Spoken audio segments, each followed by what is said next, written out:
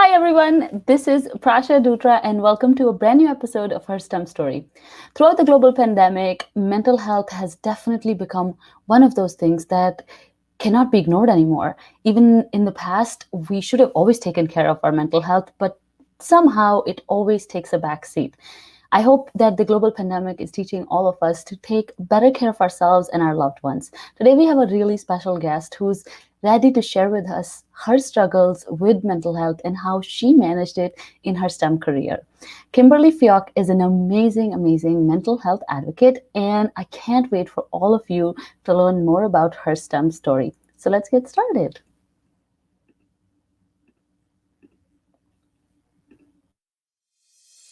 Hi there, this is Prasha Dutra, and I'm passionate about helping you unlock your true potential in your science, technology, engineering, and mathematics career and beyond. Less than a decade ago, I moved to the US from India to live my American dream. I took my engineering career to the next level by starting my own consulting and coaching company while thriving at my 9 to 5 job.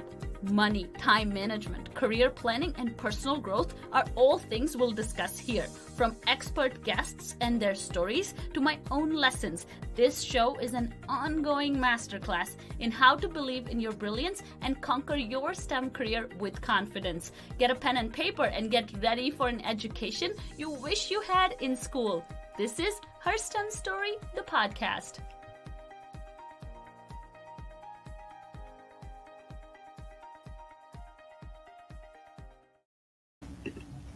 From being diagnosed with bipolar disorder to successfully defending her thesis during a global pandemic, Kimberly Fiock has set an example for what's possible when you find ways to manage your mental health. Kimberly has a Bachelor of Science in Neuroscience and Psychology from UT Dallas and a Master's of Science in Pathology from the University of Iowa. She's currently pursuing PhD in Experimental Pathology at the University of Iowa. She works as a graduate assistant for the Iowa NeuroBank Core, a brain tissue and stem cell repository at the University of Iowa. She also serves as a court-appointed special advocate where she advocates and supports abused and neglected children as they navigate the foster care systems. She runs an interesting Instagram account called the Path PhD to talk all things pathology and mental health. Let's talk to Kimberly to learn more about her STEM story. Hi, Kimberly. Hello. Thank you so Thank much for joining us. thank you for having me. I'm super excited to be here. Oh, awesome. And I think this is such a timely topic with everything going on in the world. But I also want to first congratulate you for being open about it and for finding your way through a difficult diagnosis in a difficult time. Yeah, thank you. I think you nailed it on the head when you said in the beginning that this is something that has kind of flown under the radar for far too long. And now with the pandemic, I really hope that people are starting to address their mental health, even if it's just for the temporary situation we're in right now. People are recognizing that this is something important and we can't put it on the back burner anymore. Yeah, for sure. And again, I think opening up and talking about your own struggles is, such a great way to inspire others. So before we get started into the questions and answers, I would love to know, how are you doing? How's your week? How is your family doing through, all the craziness of the pandemic? Plus, you're getting married in 2 weeks. So congratulations on that. Thank you. Yes, so we're all doing really well. I'm super grateful that my family has, stayed healthy throughout the whole time. All my friends and my loved ones have stayed healthy. So I'm very, very fortunate and blessed for that. And my fiance and I are getting ready to get married. So the last couple of weeks have just been kind of doing last minute wedding planning stuff and wrapping up stuff at work so that we can get ready to get married and go on our honeymoon. Oh, that's awesome. I love that. So I gave a fun introduction, a full introduction about what all you do, but tell us, how did you get interested in science and that too, very specific topic of pathology? Yeah, so I actually was interested in science from a very young age. My mom was diagnosed with breast cancer when I was about 5. And I was like, I'm going to cure cancer. Like, I was that 5-year-old. I was like, I'm going to be a scientist. I'm going to cure cancer. And I had no idea what that entailed. I knew nothing about being a scientist, but that was what I wanted to do because I wanted to make that kind of difference. And as I got older, I kind of explored different areas of science. So in high school, I was really interested in chemistry and drug development, and pharmaceuticals and things like that. And then when I went to college, I was like, brains are pretty cool. So I'm going to do neuroscience and fell in love with it. I did an internship in neuropathology, which is essentially the study of brain diseases. and I got to work with human brains for the first time, which completely changed my life. I learned so much about how diseases actually manifest in the brain and kind of ways that we can combat that, both from a clinical perspective and then also from like a research perspective, how we can kind of advance that using clues that are actually in the brain. And that's really kind of where I fell in love with science all over again and really found like this was my passion. I could go to work every day and do this and continue to love it. Yeah, that's amazing. So what is what does experimental pathology really mean? So basically, it's just a really fancy way to say that we use different types of techniques to study disease.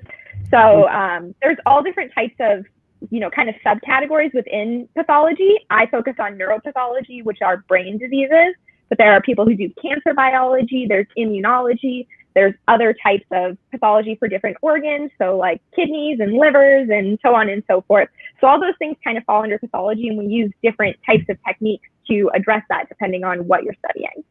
Ah, interesting. So have you come across, is science getting to a place where we're able to more and more correlate actual neurological diseases with mental disease, like psychological diseases, or do you think we have a lot of work to do? Yeah, definitely. I think it's definitely improving a lot. The challenge with mental health is that a lot of the diseases that you're seeing have actual like clinical symptoms, but may not necessarily have a pathological, like you can't look in the brain and tell from looking at it. So that can be really challenging. I know that they're discovering a lot of kind of genetic components that can affect mental health and using those as tools for exploring more. So there are different types of model systems you can use, and you can manipulate the genetics and look at it from that perspective. So it's making progress, but I don't tend to actually study mental health in my research. So I have kind of a different perspective on it just from my own lived experience rather than what I do in the lab. Yeah, interesting. And I think it is always, I think science has been a huge part of our society for the last 100, 200 years, right?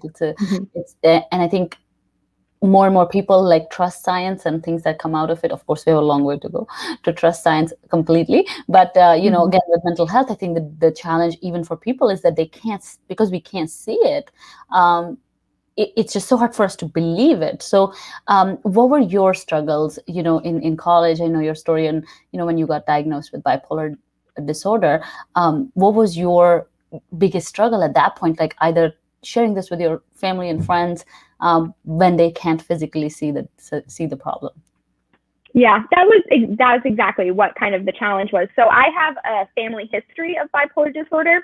So my family kind of knew and could a little bit, maybe not understand what I was going through, but could recognize some of the things because they had seen other of my family members go through it. But it was very challenging for my friends and the people around me to really connect with the experiences that I was going through if they hadn't gone through something similar. And I had a really hard time getting professors and teachers to kind of recognize what I was going through. I would explain it to them and it just wasn't connecting. Despite being in a neuroscience and a psychology field, a lot of people just don't believe the things that they can't see or have a very hard time understanding what they can't see. So that was really my biggest challenge, was trying to navigate a new diagnosis as a freshman in college, barely understanding how to be a freshman in college, and get people to provide accommodations and understand the things that I needed when I barely knew what I needed. Mm-hmm. And I think inclusion in academia is already, something that has a long way to go. But with that being said, were you able to find those support systems? Because you went on to do so much work and now you're working on your PhD. So you may have found some either some support, or how did you find that strength to sort of keep going? Because again, you're not studying like just basic high school science, right? These are very involved professions, and so is most of the STEM professions. And so how did you sort of find that strength?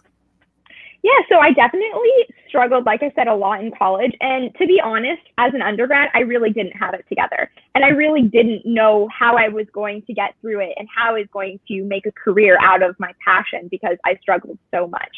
And it wasn't until I transitioned actually to grad school where I really found the grounding and the routine that I needed to be successful. So undergrad, you have a lot of change. Every semester, you have new classes, you get a new schedule, you move from apartments to dorms, you change roommates, all that stuff really affected my ability to find a balance and a routine in my life. when I moved to Iowa for grad school, I was doing the same things, every day. I was working a job with the same hours and doing the same types of experiments. And that really helped me to kind of focus on work when I was at work, and then come home and really put in effort and time to focus on my mental health. So really establishing a routine and meeting people that could understand, and when I said, hey, I need X, Y, and Z from you, really provide that, made all the difference for me. Yeah. And I think you're right. I think when we're in undergrad, life is all kinds of messy, right? Like there's just too much change and too much happening. And that can be a trigger. I personally myself have gone through depression when I was in college, like early on, right? Freshman, and I think over towards before freshman and maybe early in freshman, a couple of years, which was just like it was like a roller coaster. Like I could not put a finger on it. And in our country, like it's not something that's diagnosed. It's not something you see, at least at that time, you don't seek help for. And you sort of just try to manage it, right? Like just try to like power through, like, because to your point, nobody believes you. Like everybody's like, drama queen, or like, why do you have to be difficult? Right? Yeah, I got that a lot. And there were definitely people that did believe me. So don't get me wrong. There are people that believed me and really supported me. I had professors that understood and really worked with me. But unless you really experience mental health challenges or have a loved one that experienced mental health challenges, it's very hard to understand and not immediately jump to like, oh, you're being really dramatic, or like, are you not just like making it up so that you get more time or whatever? So I can understand that people who don't have experience, that may be their first thought. But my advice to everyone is believe anyone. If they tell you that there's something going on in their life, believe them. There's no reason not to until you have evidence otherwise. You're never going to know what's going on behind the scenes in people's lives, especially on social media. You see a small snapshot of their lives. So if they are telling you, hey, I'm having a hard time, something's going on right now, believe them. Yeah. So what would be your tip to your younger self now about managing, something so, I would say, life-changing, right? Like, especially sometimes I think the diagnosis itself can be, one, very challenging to accept, but two, very challenging to like process and like live with, especially when you're younger. What would be your one piece of advice to your younger self to manage it well? Yeah, my one piece of advice would really be to listen to myself. I went through so many periods of doubt where I was being told by medical professionals I had this and I needed to do X, Y, and Z to kind of manage it. And then I was like, I don't really feel like that's right. I'm just not going to do that. And it would just throw off my mental health. I would have a really bad manic episode or depressive episode, and I would just kind of spiral out of control. And I didn't listen to myself. And when I needed things from other people, I felt like a burden. So I wouldn't tell them that I needed those things from them, and instead just kind of keep it all internally. And as I've grown older, I've realized that people can't read my mind. They don't know what's going on. They don't know how to help me because they don't experience what I experience. So being honest with myself when I need help and telling people what I need from them. I wish I had done that so much sooner because it's changed my life. Yeah, I think it's a difficult one for women anyways, because one, we don't feel like we deserve to ask for anything. And then if we do, we're like so apologetic that, the other person doesn't take us seriously because they're like, make up your mind. Like, and I think men and women have different ways of communicating, like in general, right? Men are so straightforward to the point for the most part. And then women are like going around in circles and like trying to make sure that somehow this person gets what you want to. Yes. It's hard. I think you're right. It's very hard to not feel like a burden, especially as a woman, especially in science where you're already not welcome or you already have trouble taking up the space that you deserve. And then on top of that, you have to say, hey, I also need these extra things in order to be successful. It's terrifying, but most people, and I say most because obviously there are exceptions to this rule, but most people really do want to see you succeed. And so they want to give you the tools you need, but they don't know unless you ask for them. Right. Yeah. And I think you can also create a lot of friendships and allyships by actually asking, and really people who are there to help you. You can then be like, hey, check, this is my ally, like I can trust on them. And then if people don't support you, it's okay. Don't waste any more time or energy on them. And, you can start finding those allies. I think people spend too much time trying to convince those people that are already not on their side. Imagine like you and I probably have a few thousand followers on Instagram, but we also don't have like millions that don't follow us. Imagine if we wasted all our time trying to convince those millions to follow us and didn't pay attention to the 3,000-4,000 that are following us. We just lose the opportunity to nurture the ones that really care. Yeah, absolutely. And that's a huge thing in science in general, in engineering, technology, all of the STEM fields. Connections are everything, and networking is everything. So you're absolutely right. Fostering the things and the connections that really support you is so much more healthy and so much more worth your time than trying to convince people who aren't going to believe you anyways. Because at the end of the day, even if you do by some miracle convince them to believe you, now what? Like you don't really want them in your life. You don't want them in your corner, so they believe you, but was it worth the effort? So absolutely right. Exactly. So if I want to ask for support in academia or in a certain professional setting, what would be your advice to someone who's saying like, I don't have a diagnosis yet, or I'm working through a lot of mental health issues? Like, what could be like your go-to script or your go-to like method of communicating this particular obstacle to somebody who we either work for, report, or work with, and be able to like really get our point across? Yeah, absolutely. So I think the biggest thing is to go in with a plan.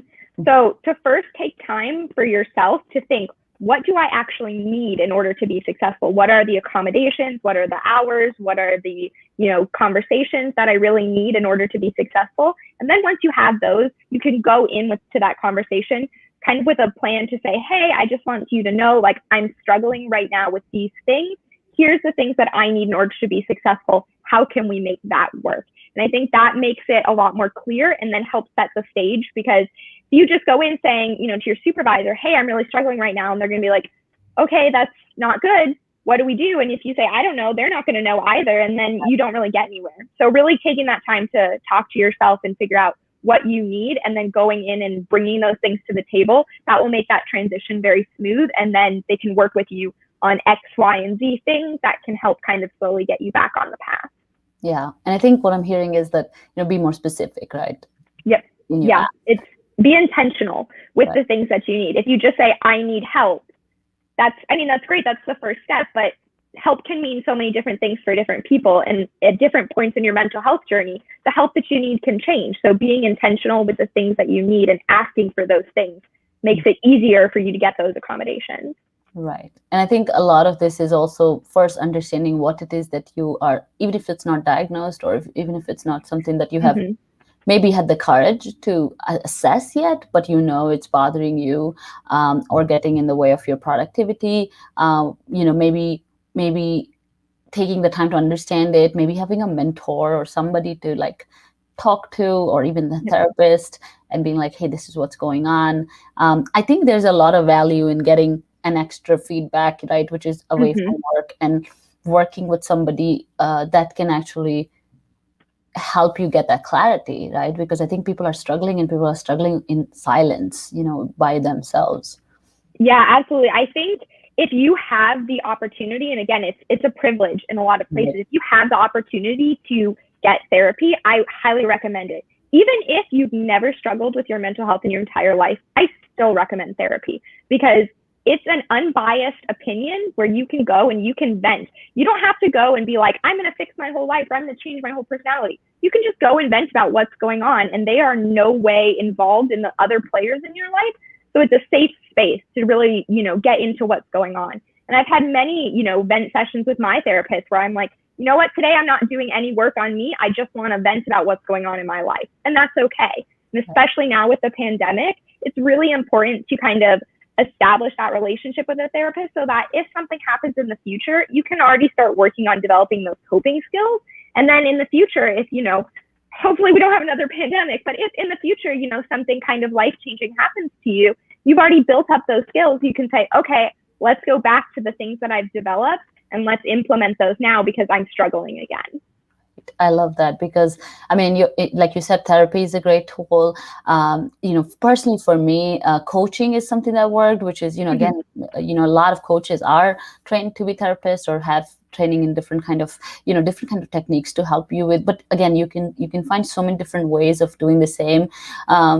kind of, having that kind of relationship established.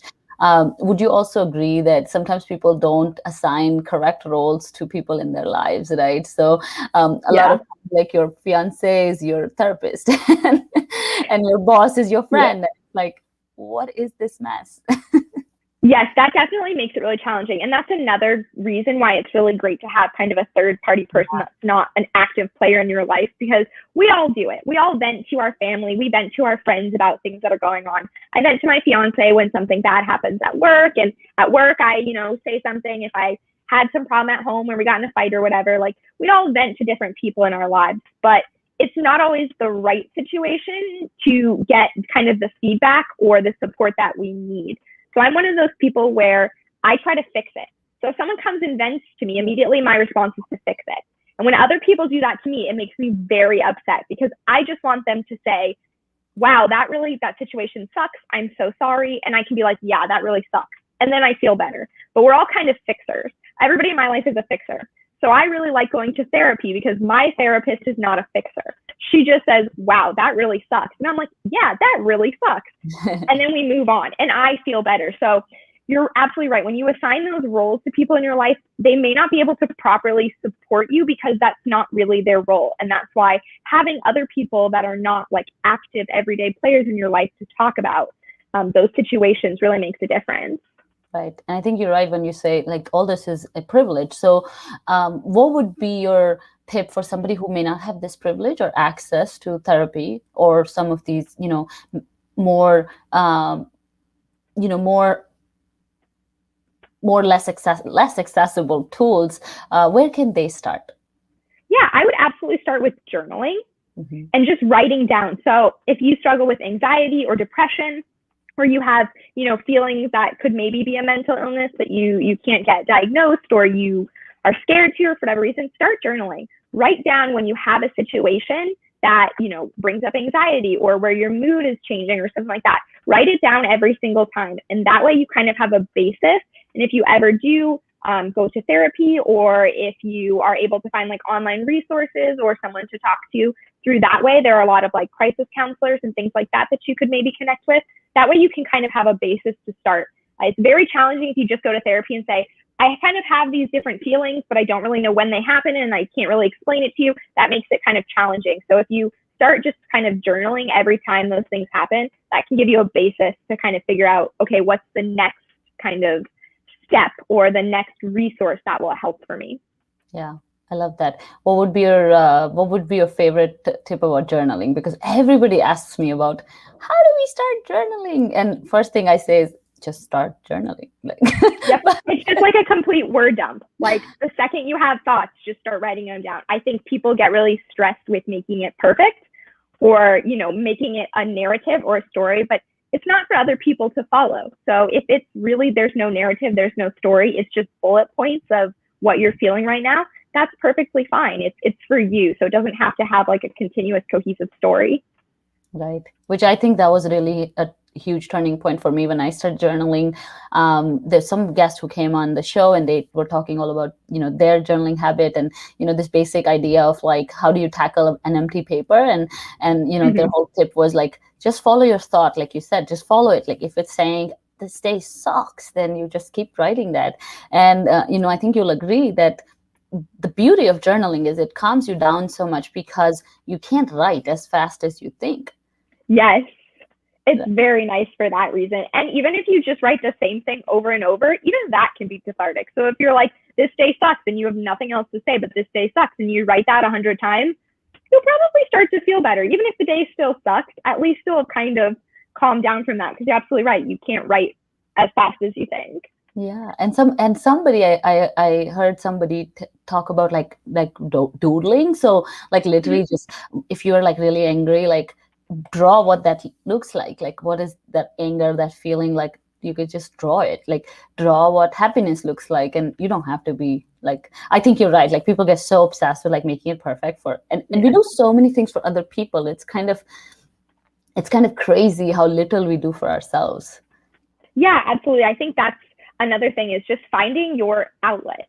So maybe journaling is not for everyone, and I can totally understand that. For me, writing is just how I express myself. That just works for me, but some people it's going to be drawing, some people it'll be gardening, some people it'll be running. So your outlet doesn't have to be what everyone else's outlet is, as long as it works for you. Cooking, baking, running, jumping, petting dogs. They're cute. I love them. We'll all pet puppies. So like finding your outlet that works for you, that can really improve your mental health. So even if you don't have an outlet necessarily to like express those feelings verbally to another individual, finding an outlet that kind of takes away your mind or like focuses your attention on something else can be really cathartic and help with your mental health as well. Yeah, those are all such great tips. And I know you do this on your Instagram as well. Tell us a little bit about your Instagram account. What kind of things you're talking about? What is, what is sort of the plan with it? It just has a great name. So Thank you. Yeah. So it was so funny. It came up one day because I was looking at other Instagrammers that do SciComm, a lot of women, and I was like, wow, they do really cool stuff. I want to do that. And I was trying to think of a name, and I was like, well, like, what about the Path PhD, like pathology? And I was like, I bet you that's taken because that's got to be so popular. It's not that popular. People don't really do pathology PhDs, so it wasn't that popular. So I was really excited when I got it. And I was all set on doing just like basic pathology for the masses. So like explaining in simple layman's terms, like what we look at under the microscope. There are a lot of pathologists that are super awesome that have Instagram accounts that are really directed towards other pathologists. So it's got a lot of medical terminology. I can barely understand that, and I work in the field. So I wanted to make it basic so everyone could appreciate this. And then as I started doing it, it kind of transitioned to just like also my life, because I'm a person behind the social media account. So I do a lot of stuff that's pathology related, but I'm a human being. So I started talking about my mental health and how that has been affected by grad school and how my research is affected by the pandemic and all those kinds of things. And then adding in my cats and my fiance because they make me happy. And I wanted people to like recognize that we're so much more in academia and just in general than, our jobs. That's a huge part of us, especially in grad school. It's a huge part of your identity, but we're so much more than that. And I really wanted to kind of add that in there and kind of make it more personal. Yeah. And it looks great. And I think there's so much wonderful things you share. Would you say that it has, because people also have a lot of like prejudice when it comes to social media or opening up about your life and things that you do, but then they also feel pulled to do it, but then also scared to like not do it because there's a lot of like, oh my God, it's so not good for your mental health.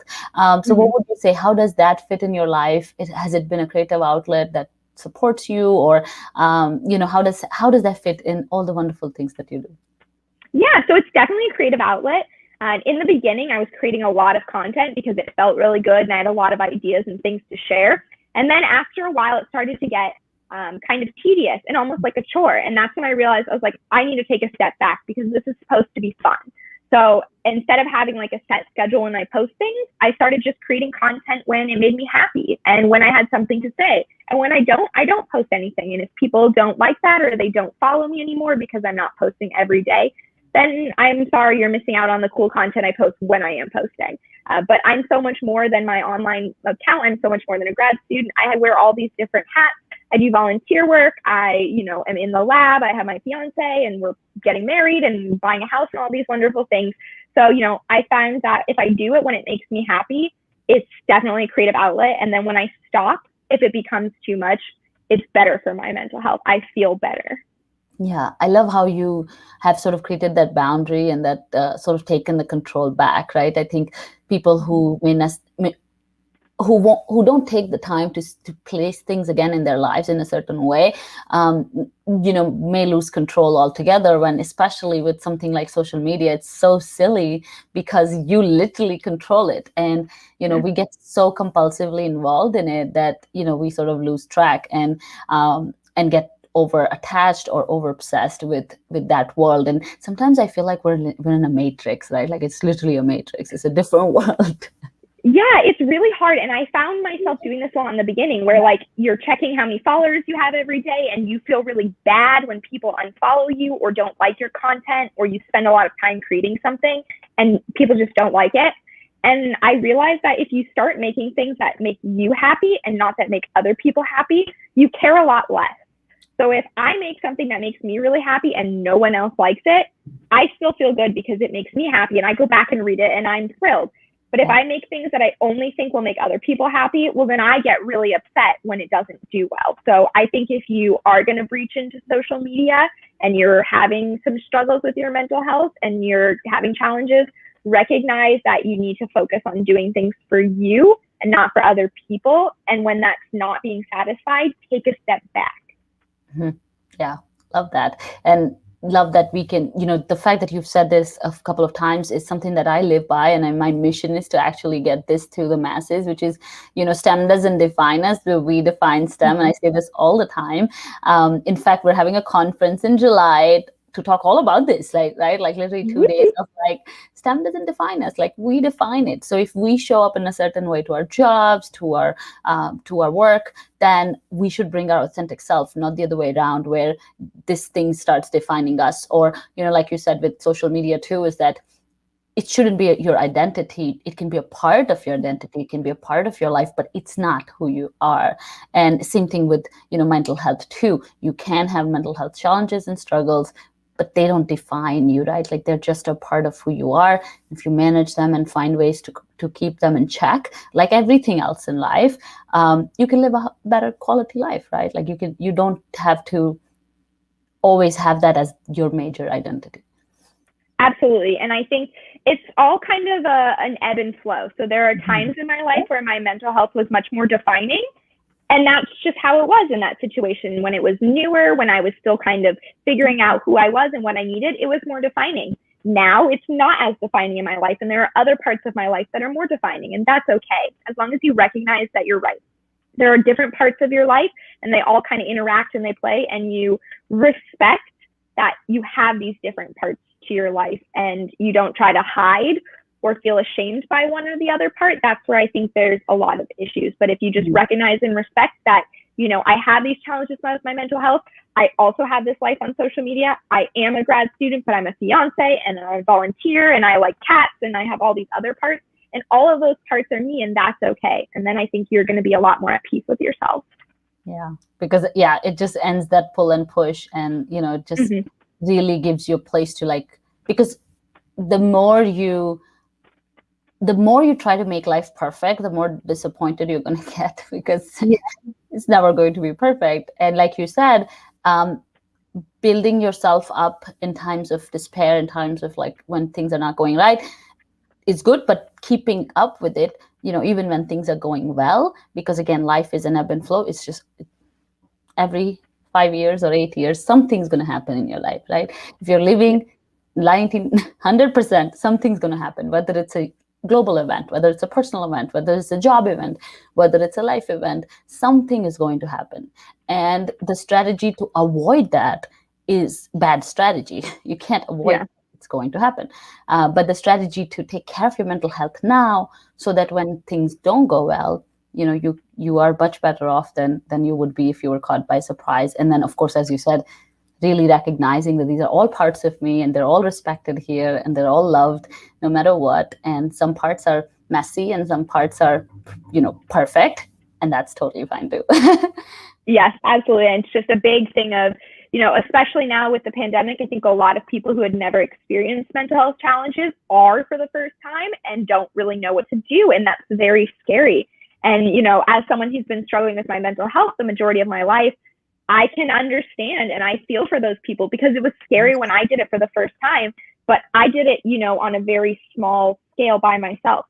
Everyone around us is kind of going through the same thing. And it's a large scale kind of shift in people's perspective. And that's even harder, because it feels like there's no one to go to, because you're struggling, but you don't want to go to someone else because they're struggling too, and you don't want to burden, and it just builds and builds and builds. So you're absolutely right. If you start kind of addressing it now and taking care of it, after the pandemic ends, some of those people may never have problems with their mental health again. And that's awesome. And some of those people may have problems the rest of their life. And that's okay too. Recognizing and validating that we're all at different places with our mental health, and every place is okay and no place is wrong, and you're not a failure if you're struggling, and you're not a failure or success if you're not. Everyone's just at a different point in their journey, and we're all kind of figuring it out together. So being able to, recognize and validate other people and the point that they're at, and recognizing and validating the point that you're at, I think is really important too. Yeah, I think the collective consciousness is suffering, right?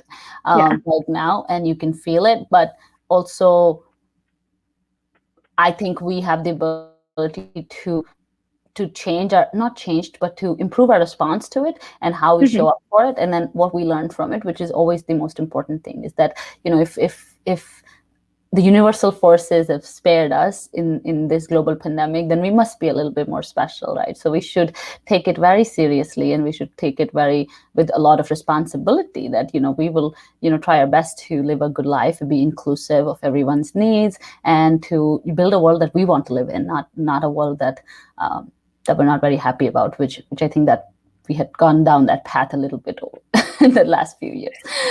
Yeah. I hope a lot of the stuff that we've actually implemented during the pandemic stays. Like the ability to do telehealth therapy, I think is huge, especially in communities that don't have access to therapy in person.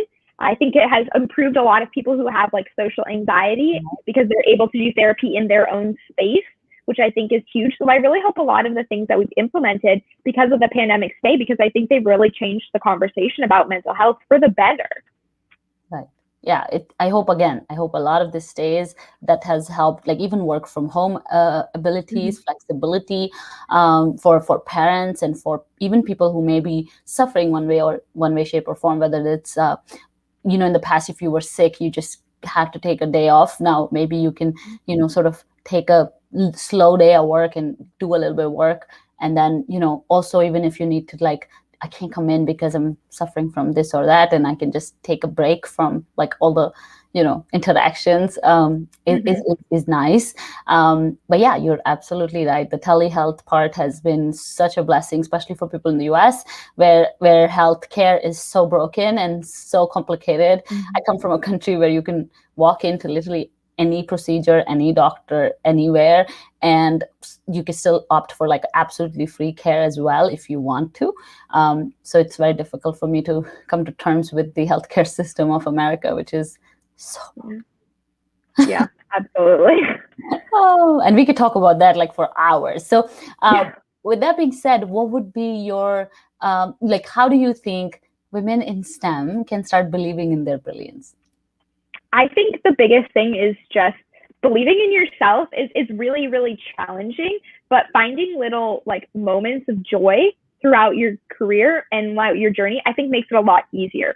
So you're going to have a lot of really hard days, I won't lie, but then when you have a really good day, remember that and hold on to it. Write notes to yourself about it. Make like an inspiration folder. So if you get a really great email from your boss that was like, wow, you did this really great, print it out, kind of keep it together in a folder so that when you have those days when you're doubting yourself, you can visit and see like, wow, look at the things I did. Or I look at my CV sometimes, which maybe that sounds kind of conceited, but it's true. That's what I do when I'm kind of doubting myself, and be like, wow, look at all the things I accomplished. Like I got a master's degree in the middle of a pandemic. Like I obviously know what I'm doing. Or like I published a paper. That's a really big deal in the field. So having like little moments of joy that you can celebrate and then going back to those when you're struggling, I think will help you really believe in yourself more. I love that. And, that's something you remind me when you say that. For the longest time, I had my master's degree like sort of tucked away. And at one point I forgot where it was. And I was talking to somebody and I was like coaching them and telling them, you should, post your degree somewhere, and you have degrees. And then I'm like, wait, where's my degree? And then I figured out like for so many years, 6 years, I never displayed it. I never had it in open. And, we just don't realize, but it can affect your confidence. So show it off, even if you want to print out like papers you published, like when you were talking, I was like, wait, I published 2 papers. I should print them out and like frame them. Yes, my desk at work is decorated with stuff. So I have my master's degree on my desk. I have my like paper, the most recent paper I published that I'm super proud of. So it makes me happy. I have pictures of moments in my life that make me happy. So when I'm struggling with a really bad experiment or just having a bad day, I can look up and be like, look at these things that I accomplished. Like, I'm awesome. Okay, move on to like the next thing. So definitely having those little reminders around your space makes a big difference. I love that. And another thing that has been helping me with my mental health at work, because I have to go in, we work in a plant, but even if you don't go in, like I bought this small mini Zen garden from Oh yeah. Amazon, and it's the cutest thing ever. And I got it like when I was going through a really tough time in life, and you still have to show up, you still have to work, you still, you can only take so many days off, and you can only take so much time off. And so whenever I used to get these really outbursts or emotional outbursts or something like that, I would use the mini Zen garden to like sort of calm me down, and it has stuck forever. I think everyone should sort of give it a shot. It's so much fun. Yeah, I love that. Awesome. And before we let you go, tell us, what's your recent favorite book? Yeah, so I was thinking hard about this, and I haven't read a book in so long because of all the papers that I've had to read for my thesis, but I'll share with you my favorite, like all-time favorite book. Sure. It's a book that's called The 5 People You Meet in Heaven by Mitch Albom. It's not actually like a religious book. I know the title may kind of throw people off, but it's really all about like our perspective on our interactions with other people and how those, small interactions with people that we may not think of can really change the course of their lives. So I absolutely love it. I highly recommend it. It's also a movie. So if you're not a book reader, check out the movie. It is a tearjerker, so like be prepared to cry a lot.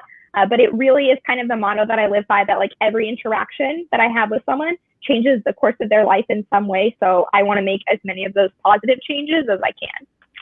And I can assure you you're doing that just fine. So tell us, where can our listeners find you and how can they support your work? Yes, awesome. So I'm on Instagram. My handle is The Path PhD, just like it's spelled, ThePathPhD. And I recently, this morning, joined Twitter. So if you're on Twitter, it's the same handle, or you can find me if you search my name, Kimberly Fiock. Feel free to support. I'm still trying to understand how Twitter works, so I may be a little slower on that, but I post lots of good stuff on Instagram. That's awesome. Thank you so much, Kimberly, for your time today and for sharing such important details of your life, opening up, and also sharing how you're managing your mental health and how we can all do the same. It was such a great conversation. Awesome. Thank you so much for having me. I loved being here. And that was Kimberly with her amazing STEM story. Please use the links in the episode notes to follow Kimberly and all her amazing work. Join us next week for another live stream where we will be talking to another woman in STEM and having a great conversation. Thank you so much for joining us. Bye-bye. And don't forget to subscribe, rate, and review this podcast.